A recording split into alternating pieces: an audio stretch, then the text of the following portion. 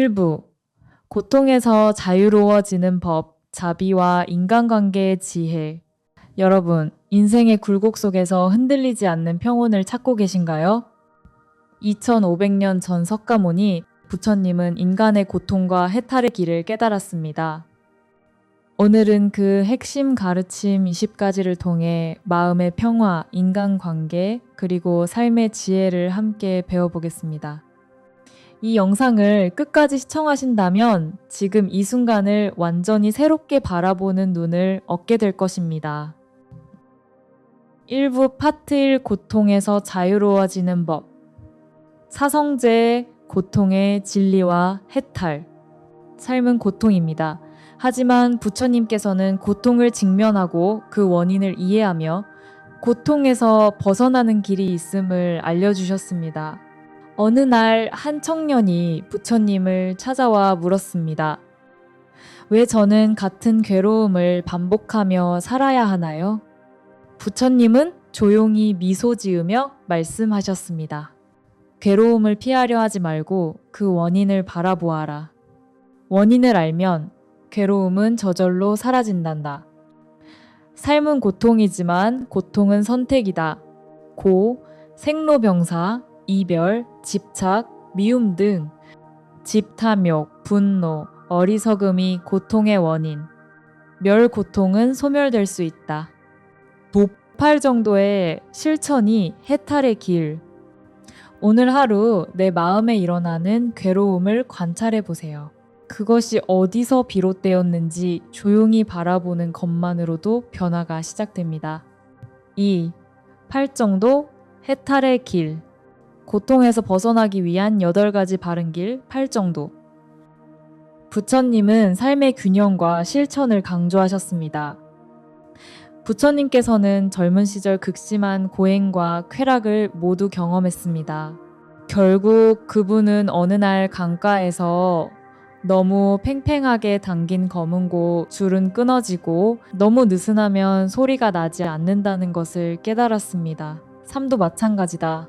중도의 길을 걸어야 한다. 이렇게 팔정도의 실천이 시작되었습니다.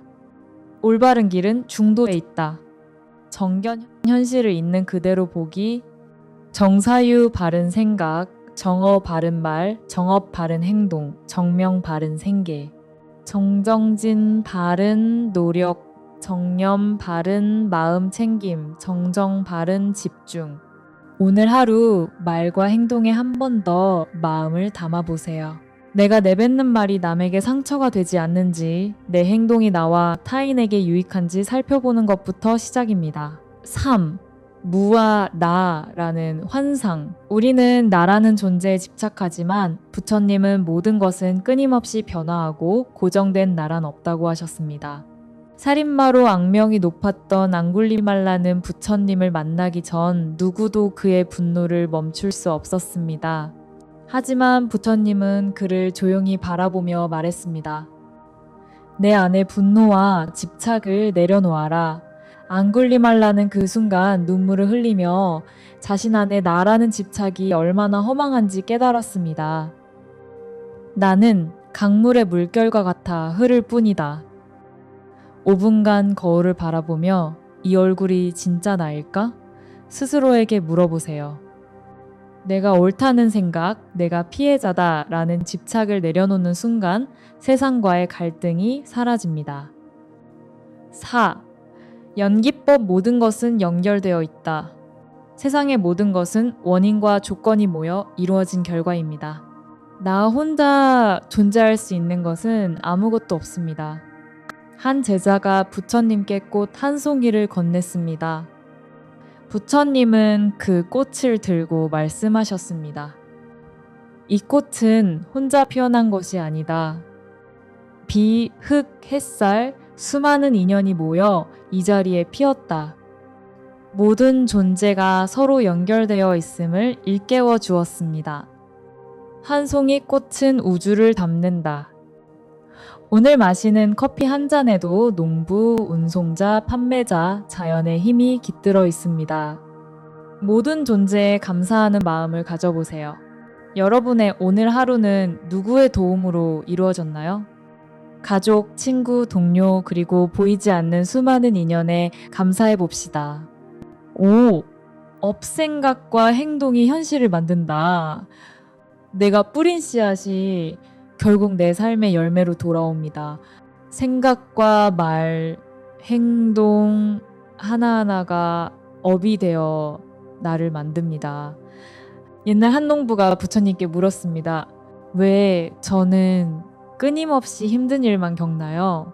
부처님은 조용히 대답했습니다.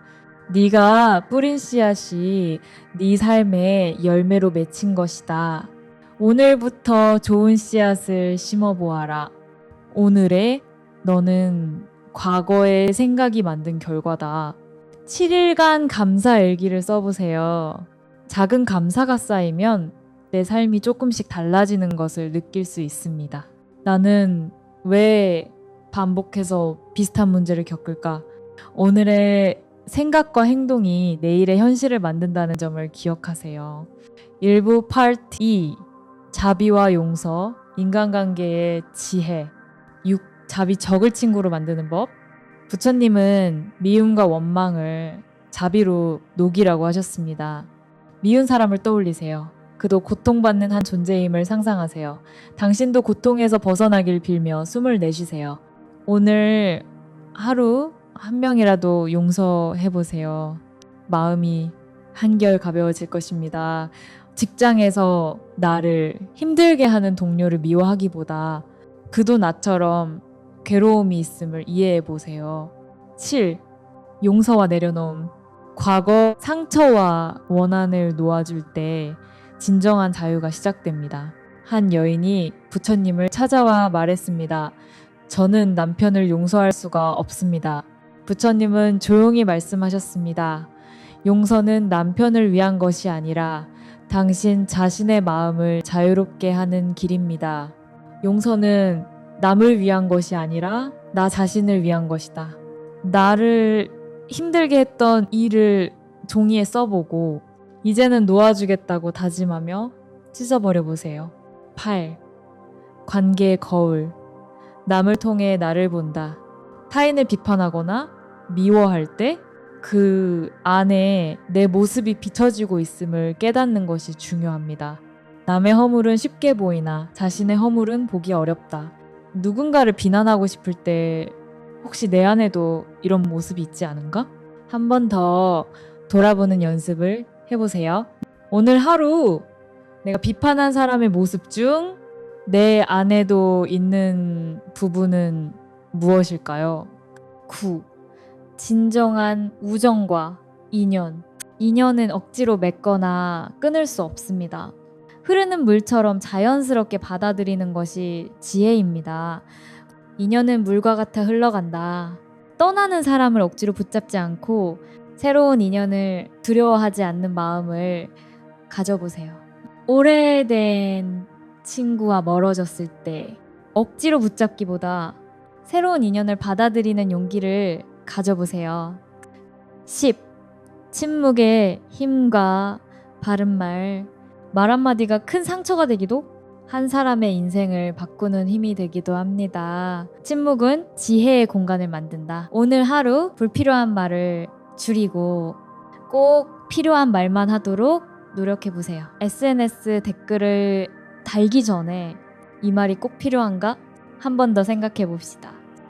오늘 일부에서는 고통의 원인과 해탈의 길, 그리고 자비와 용서, 인간관계의 지혜를 함께 나누었습니다. 이 가르침들이 여러분의 마음에 작은 평온의 씨앗이 되길 바랍니다. 2부에서는 일상 속에서 실천할 수 있는 명상과 현대적 적용법, 그리고 행복의 길에 대해 더 깊이 알아보겠습니다.